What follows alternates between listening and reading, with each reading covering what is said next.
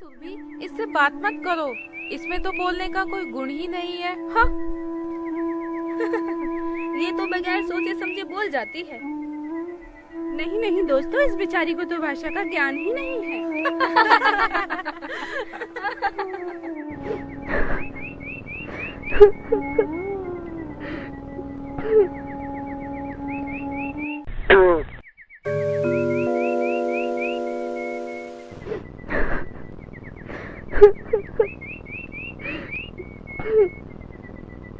तुम कौन हो और क्यों रो रही हो? हाँ? अरे तुम बोलते भी हो? हाँ, मैं बोलता हूँ। जानती हो क्यों? क्योंकि मुझे एक मुनि बाबा ने बोलने का वरदान जो दिया है। लेकिन तुम तो बताओ, तुम कौन हो? मेरा नाम सुकन्या है, लेकिन मुझे कोई पसंद नहीं करता और ना ही कोई मुझसे बात करता है। मेरे सभी साथी मुझसे कहते हैं कि मेरी बातें रोचक नहीं होती, उन्हें सुनने में भी अच्छा नहीं लगता, उन्हें मेरी कोई भी बात अच्छी नहीं लगती। कुछ करना पड़ेगा। अच्छा, अब ये उदासी छोड़ो, चलो मैं तुम्हें मुनि बाबा के पास ले चलता हूँ।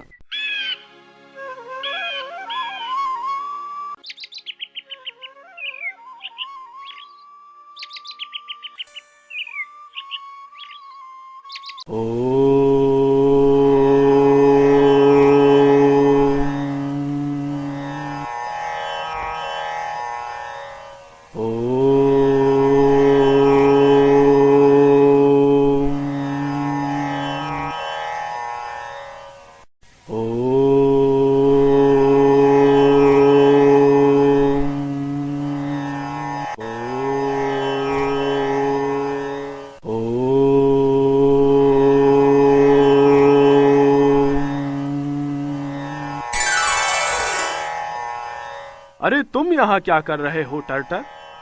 और तुम्हारे साथ ये प्यारी सी बच्ची कौन है? इसका नाम सुकन्या है और ये बहुत दुखी है।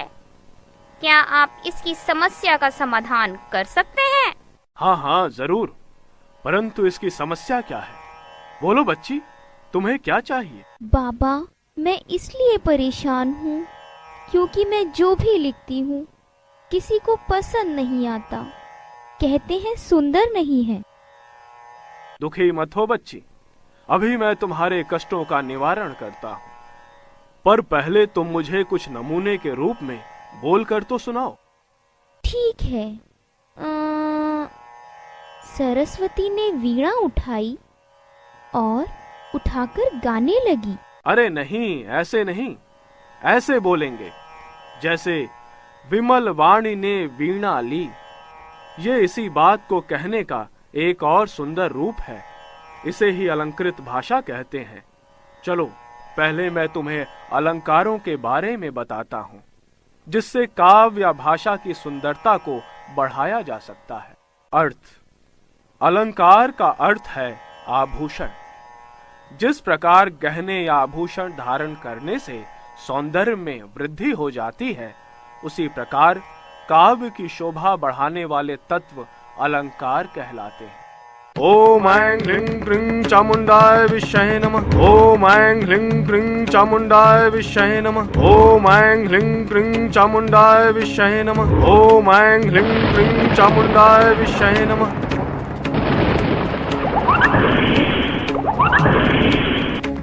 बाबा, ये तो कलश कैसे है और इनके अंदर क्या है?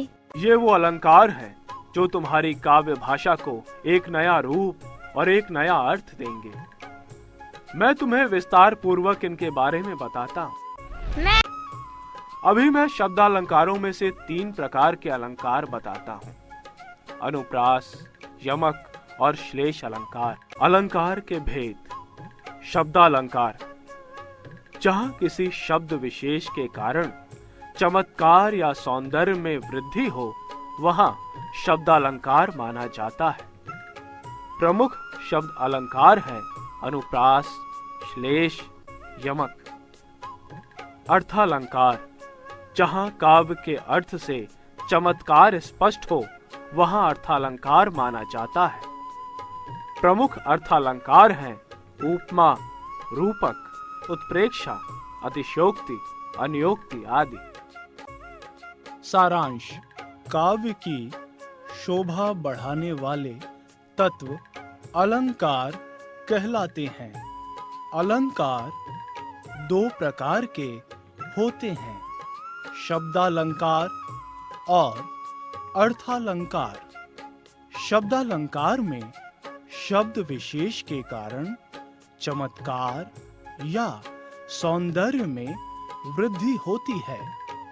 अर्थालंकार में काव्य के अर्थ से चमत्कार उत्पन्न होता है। अनुप्रास, यमक और श्लेष शब्दालंकार हैं। उपमा, रूपक, उत्प्रेक्षा, अतिशयोक्ति और अन्योक्ति अर्थालंकार हैं। सबसे पहले अनुप्रास अलंकार के बारे में जानते हैं। जब किसी काव्य पंक्ति में एक ही वर्ण की एक से अधिक बार आवृत्ति होती है वहाँ अनुप्रास अलंकार होता है। अनुप्रास अलंकार जिस रचना में व्यंजनों की एक से अधिक बार आवृत्ति के कारण चमत्कार उत्पन्न हो वहाँ अनुप्रास अलंकार होता है। आवृत्ति मतलब? आवृत्ति का मतलब है एक ही वर्ण का बार बार आना। समझ में आया कुछ? सुनो जैसे मुद्दित महीपति मंदिर आए, सेवक सचिव सुमंत बुलाए। इस वाक्य में अनुप्रास अलंकार है क्योंकि इसमें म व स वर्ण की आवृत्ति एक से अधिक बार हो रही है। अर्थात इस उदाहरण में मुद्दित महीपति मंदिर आदि शब्दों में म और सेवक सचिव सुमंत आदि शब्दों में स वर्ण एक से अधिक बार आया है। चलो तुम्हें एक और पंक्ति सुनाता हूँ। कूक कूक केकी कलित, कुंजन करत कलोल। इस कविता की पंक्ति में क वर्ण की कई बार आवृत्ति हुई है, इसलिए इस काव्य पंक्ति में अनुप्रास अलंकार है। इसी तरह तरनी तनुजा तट तमाल तरुवर बहु छाए। इस उदाहरण में भी त वर्ण की एक से अधिक बार यानी 5 बार आवृत्ति हुई है, इसलिए इस पंक्ति में भी अनुप्रास अलंकार है। सारांश।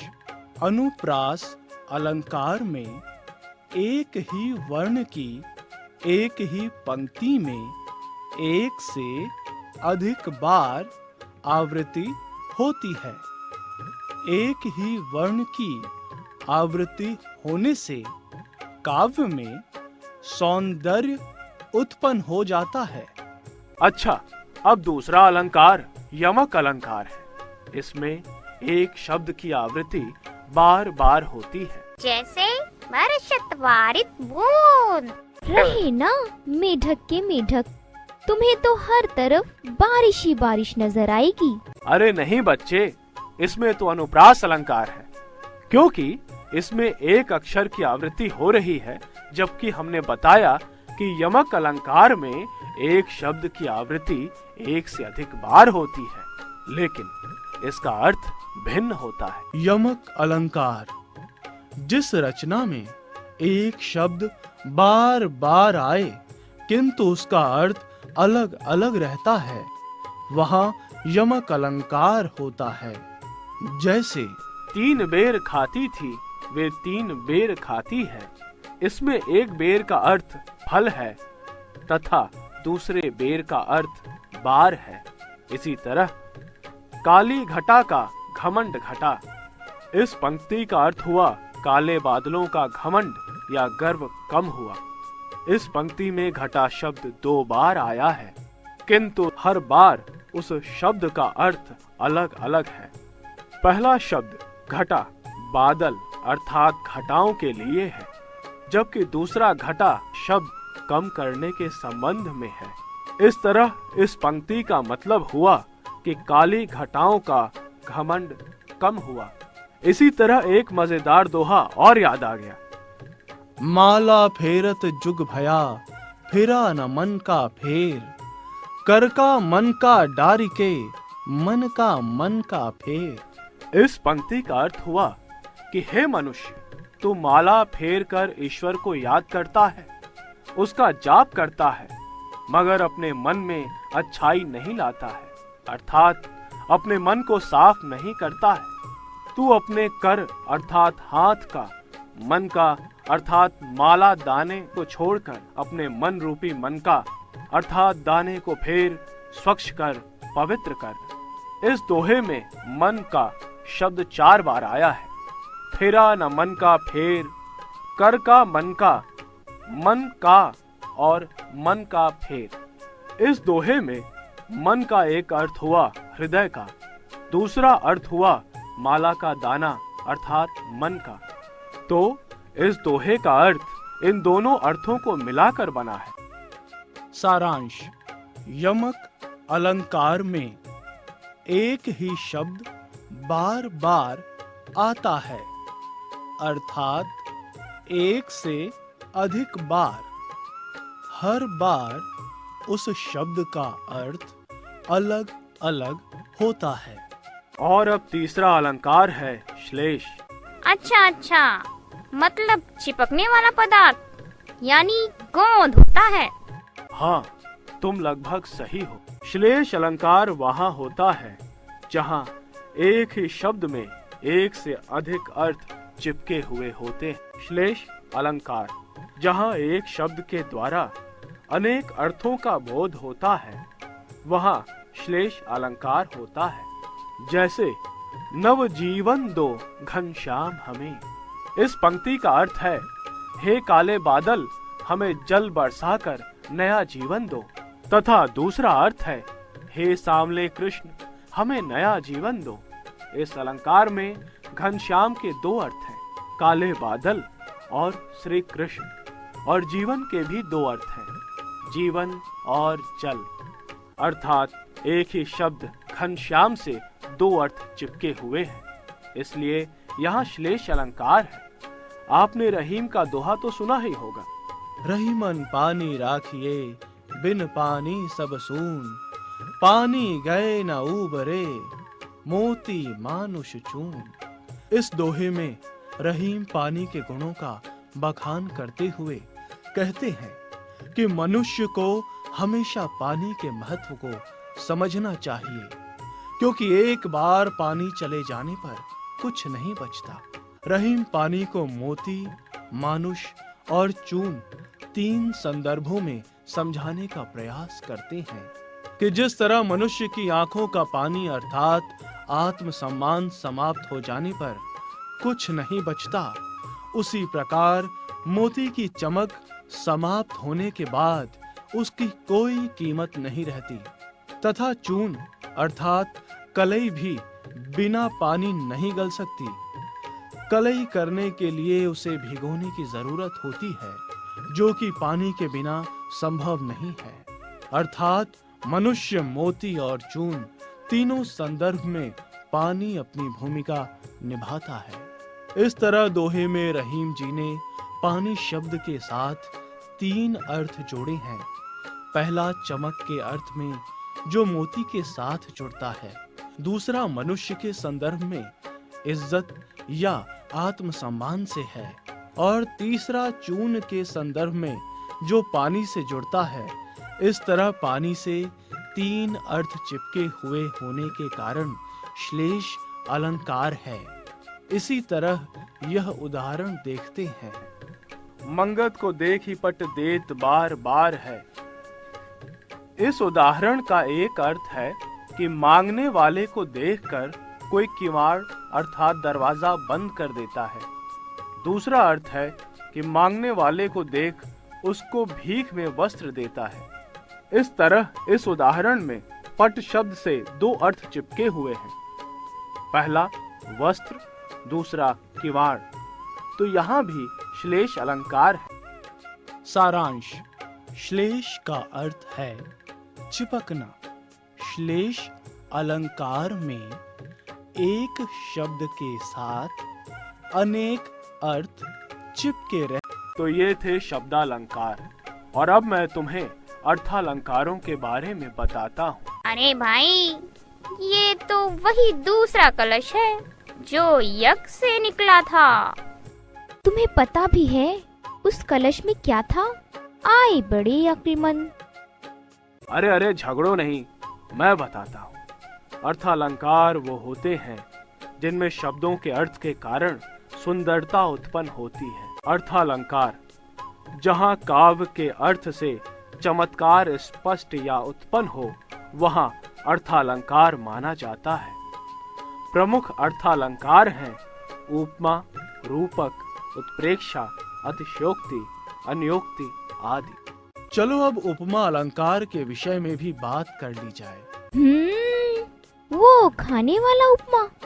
मुझे तो भूख लग आई। नहीं नहीं, वो वाली उपमा नहीं। उपमा का अर्थ है तुलना करना।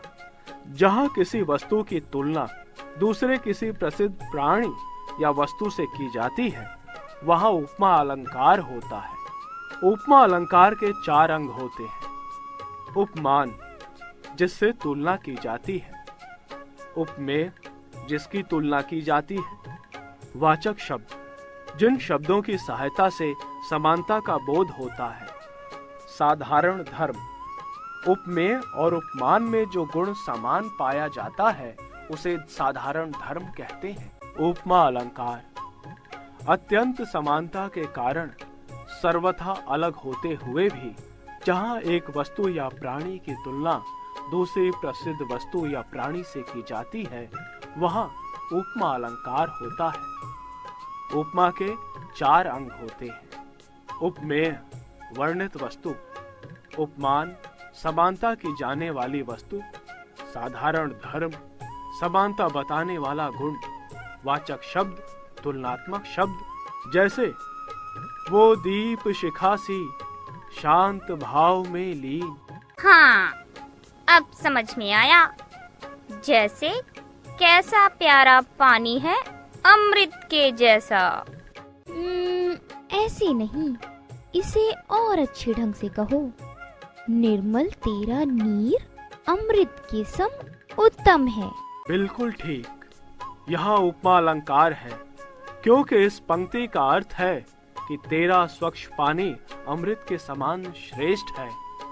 इस पंक्ति में अमृत उपमान है, नीर उपमेय, समवाचक शब्द, उत्तम साधारण धर्म या समानता बताने वाला गुण है। अब मैं एक दूसरा उदाहरण तुम्हें सुनाता। पीपर पात सरस मन डोला। उपमेय, मन। मन भी अस्थिर रहता है। उपमान, पीपर पात। पीपल का पत्ता थोड़ी सी हवा आने पर हिल जाता है। साधारण धर्म, डोला। पीपल और मन दोनों डोलते हैं। वाचक शब्द, सरस, समानता। नदियां जिनकी यशधारा सी बहती हैं, अब भी निशि बासर। उपमेय, नदियां, नदी बहती रहती है। उपमान, यशधारा, मान सम्मान लगातार चले। साधारण धर्म, बहती है। नदी और यश दोनों बहते रहे। वाचक शब्द, सी, समान। निर्मल तेरा नीर अमृत के सम उत्तम। उपमेय, नीर जल पवित्रता का सूचक। उपमान, अमृत। अमृत भी तरल और पवित्र माना जाता है। साधारण धर्म, उत्तम, महान। वाचक शब्द, सम, समान। सारांश। उपमा अलंकार में अत्यंत समानता के कारण तुलना की जाती है। एक वस्तु या प्राणी की तुलना दूसरी प्रसिद्ध वस्तु या प्राणी से की जाती है। उपमा के 4 भेद होते हैं। जिसकी तुलना की जाए वह उपमेय है। जिससे तुलना की जाती है उसे उपमान कहते हैं। समानता बताने वाला गुण साधारण धर्म है। जिस शब्द से समानता का पता चले उसे वाचक शब्द कहते हैं। रूपक अलंकार, जहाँ गुण की अत्यंत समानता के कारण उपमेय और उपमान में अभेद बताया जाता है, वहाँ रूपक अलंकार होता है। इसमें गुण की अत्यंत समानता के कारण उपमेय और उपमान में कोई भिन्नता नहीं रहती।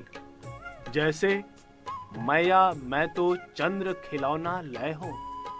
जैसे प्रस्तुत उदाहरण में कृष्ण अपनी मैया अर्थात माता से कह रहे हैं कि माँ मैं तो चंद्र रूपी खिलौना ही लूंगा।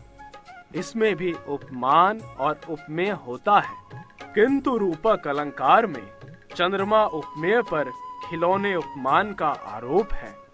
इसी आरोपण को रूपक अलंकार कहते हैं। तुमने भजन की ये पंक्ति तो जरूर सुनी होगी, पायो जी मैंने राम रतन धन पायो। इस पंक्ति में भक्त कह रहा है कि मैंने राम रूपी रतन के धन को पा लिया है। यहाँ राम उपमेय पर रतन उपमान का आरोप है। इस तरह पंक्ति में रूपक अलंकार है। सारांश, रूपक अलंकार में गुण की अत्यंत समानता होती है। उपमेय और उपमान में अंतर नहीं रहता। एक तरह से उपमेय में उपमान का आरोपण होता है। इसके बाद और कौन सा अलंकार आप हमें बता रहे हैं? उत्प्रेक्षा अलंकार, जहाँ उपमेय और उपमान में समानता प्रकट करने के लिए उपमेय में उपमान की कल्पना या संभावना की जाती है, वहाँ उत्प्रेक्षा अलंकार होता है। उत्प्रेक्षा अलंकार, जहाँ उपमेय और उपमान में समानता प्रकट करने के लिए उपमेय में उपमान की कल्पना या संभावना प्रकट की जाए, वहाँ उत्प्रेक्षा अलंकार होता है। उदाहरण के लिए, पद्मावती सब सखी बुलाई, जनु फुलवारी सबे चली आई।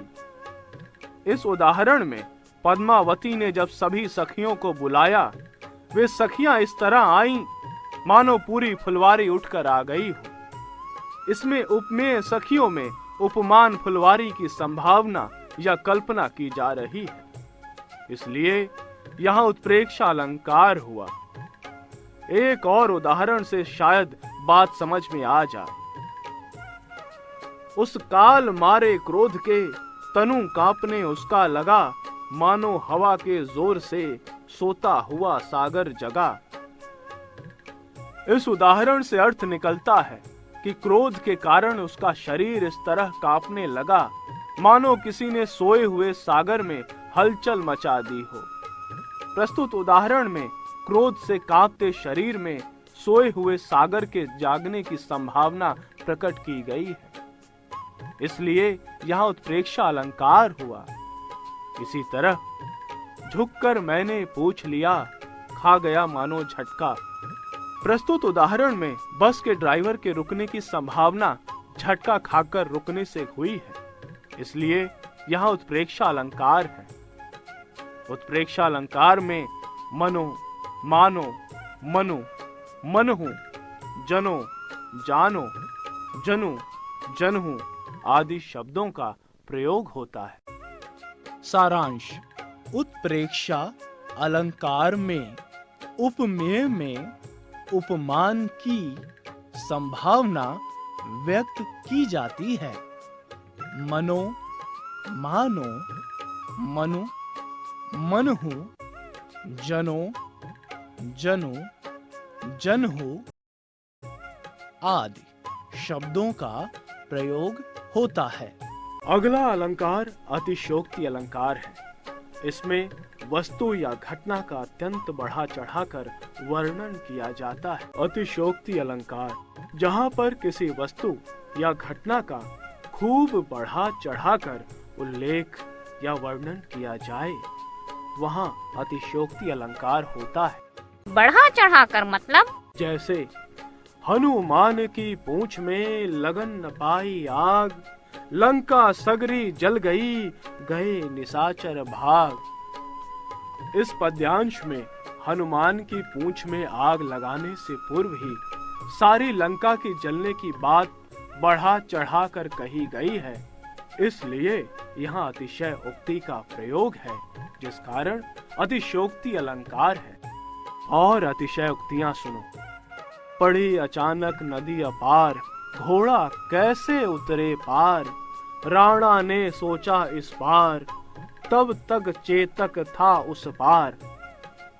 इस पंक्ति में महाराणा प्रताप सामने आई अपार नदी को पार करने की तरकीब के बारे में सोच ही रहे थे कि उनका घोड़ा चेतक तुरंत फुर्ती से कूदकर नदी पार कर गया।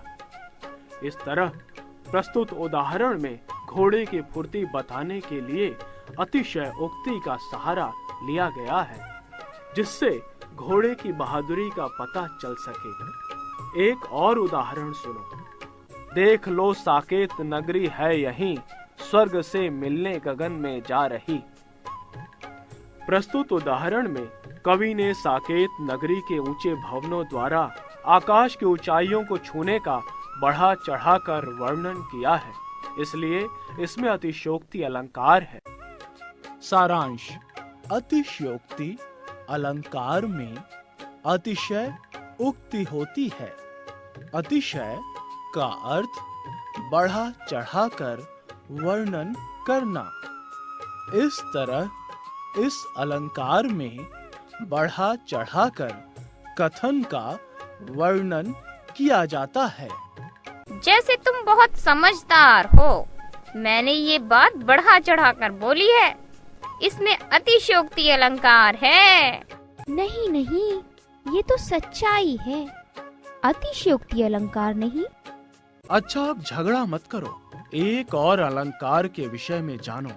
अब बात करते हैं अनियोक्ति अलंकार की, जहाँ उपमेय का वर्णन उपमान के वर्णन के माध्यम से किया जाए, वह अनियोक्ति अलंकार होता है। अनियोक्ति अलंकार जहाँ उपमेय का वर्णन उपमान के वर्णन के माध्यम से किया जाए, अर्थात किसी कारणवश उपमान के वर्णन के माध्यम से उपमेय का वर्णन किया जाए, वहाँ अनियोक्ति अलंकार होता है। जैसे फूलों के आसपास रहते हैं, फिर भी कांटे उदास रहते हैं। इस पंक्ति का अर्थ है कि फूलों के आसपास रहने पर भी कांटों को दुख का प्रतीक माना जाता है। इसमें फूल सुख सुविधा का और कांटे दुखी प्राणियों के प्रतीक हैं। इसी तरह कवि ने प्रस्तुत फूल और कांटे के द्वारा अप्रस्तुत सुख और दुख का वर्णन किया है। हम एक और उदाहरण से अपनी बात स्पष्ट करते हैं। जिन दिन देखे वे कुसुम, गई सुबीती बहार, अब अली रही गुलाब में, अपत कटीली डार। अर्थात इस दोहे का अर्थ हुआ कि हे भंवरे, तूने जिन दिनों इस डाल में सुंदर गुलाब के फूल लगे देखे थे, वे दिन अब बहार से पतझड़ में बदल गए हैं। अब इस डाल में सिर्फ बिना पत्तों की कांटों वाली टहनी ही बची है। इस दोहे में अली यानी भंवरे के द्वारा ऐसे गुणी व्यक्ति की ओर संकेत किया गया है, जिसका आश्रयदाता अब पतझड़ के गुलाब की तरह पत्र पुष्पविहीन अर्थात धनहीन गरीब हो गया है। यहाँ गुलाब और भंवरे के माध्यम से आश्रित कवि और आश्रयदाता का वर्णन किया गया है, अतः अनियोक्ति अलंकार है। एक अन्य उदाहरण में मालिन आवत देख के कलियन करी पुकार, फूले फूले चुन लिए काली हमारी बारी। इस दोहे का अर्थ है कि माली को आता देखकर कलियां कह रही हैं, आज तो ये माली फूल चुनकर ले गया, हम बच गए, किंतु कल जब हम कली से फूल में परिवर्तित हो जाएंगे, तब ये माली हमें भी तोड़कर ले जाएगा। इसमें कवि बात तो फूल और कली की कर रहा है, किंतु अर्थ मनुष्य और मृत्यु का निकलता है। अर्थात कवि ने कलियों के टूटने के बहाने से मानव जीवन की नश्वरता की ओर संकेत। माली को आता देखकर कलियां कह रही हैं, आज तो ये माली फूल चुनकर ले गया, हम बच गए, किंतु कल जब हम कली से फूल में परिवर्तित हो जाएंगे, तब ये माली हमें भी तोड़कर ले जाएगा। इसमें कवि बात तो फूल और कली की कर रहा है, किंतु अर्थ मनुष्य और मृत्यु का निकलता है। अर्थात कवि ने कलियों के टूटने के बहाने से मानव जीवन की नश्वरता की ओर संकेत किया है। इस तरह प्रस्तुत के माध्यम से अप्रस्तुत की बात करके दूसरा अर्थ निकलता है, इसलिए इसमें अन्योक्ति अलंकार है। सारांश। अन्योक्ति अलंकार में अन्य के लिए उक्ति यानी कथन होती है। संबोधन किसी को और संबोधित किसी और को किया जाता है। उपमेय का वर्णन उपमान के वर्णन के माध्यम से किया जाता है। अप्रस्तुत के वर्णन के माध्यम से प्रस्तुत का वर्णन किया जाता है। तो ये थे हमारे अलंकार। तो अब तक तो तुम दोनों को अलंकारों का महत्व समझ में आ गया होगा। हाँ बाबा, आपका बहुत बहुत धन्यवाद जो आपने हमें इतनी सारी जानकारी दी। अब मैं भी अच्छी कविता लिखने लगूंगी। अच्छा बाबा, अब हम चलते हैं। बेल आइकन दबाएं। धन्यवाद। ऐसे ही और वीडियोस देखने के लिए हमारे वीडियो को लाइक करें, चैनल को सब्सक्राइब करें और